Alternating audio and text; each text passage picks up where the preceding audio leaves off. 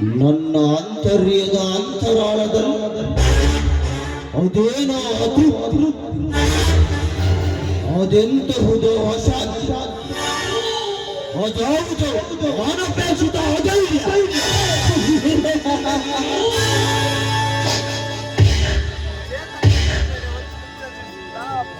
ಈ ಎಂಟನೆಯ ದಶಕಂಠ ಭೂಪತಿಯನ್ನು ಬೆಚ್ಚಿಸಿರೊಂದಿಗೆ ಹಬ್ಬಿಸಿಟ್ಟಿರುವ ದುಷ್ಟ ಶಕ್ತಿ ಯಾವುದು?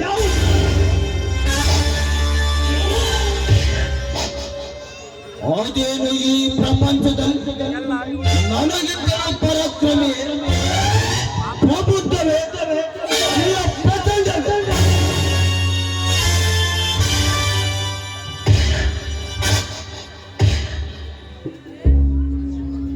ಹಾಗಾದರೆ ಬೀಗರಾಳ ಕಲಿಸಿದರಾದ ವಿಧಾತಾರೆ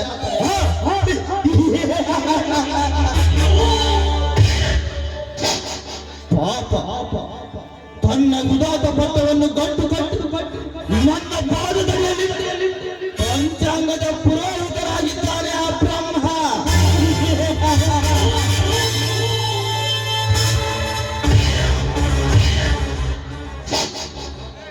ಹಾಗಾದರೆ ನನ್ನನ್ನು ಕ್ಷಣ ಕ್ಷಣಕ್ಕೂ ಕಾಡಿಸುತ್ತಿರುವ ಕ್ರಾಂತಿ ಕ್ಷಣ ಯಾವುದು?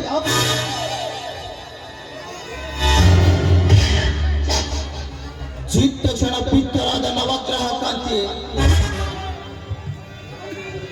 ಹಾಗಾದರೆ ನನ್ನನ್ನು ನಿಮಿಷಕ್ಕೂ ನಿಶಕ್ತನನ್ನಾಗಿ ಮಾಡಿ ಗಾಢವಾಗಿ ಕಾಲುತ್ತಿರುವ ಕಾಣದ ಕೈ ಯಾವುದು?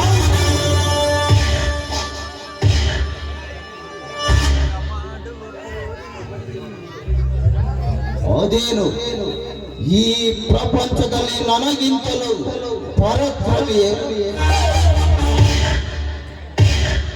ಪ್ರಬುದ್ಧವೇ, ಇಲ್ಲ ಪ್ರಚಂಡವೇ?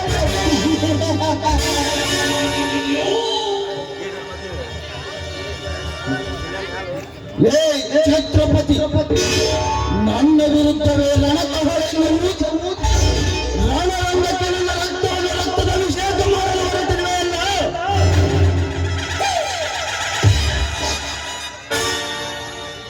ನೀನೇ ಆಹ್ವಾನಿಸುತ್ತಿರುವ ಈ ರಣರಂಗ ನನ್ನ ಸೇರಿನ ಕಿಡಿಯಿಂದ ನಿನ್ನ ರಕ್ತವನ್ನು ರಣರಂಗಕ್ಕೆ ತಿಲಕವಾಗಿಟ್ಟು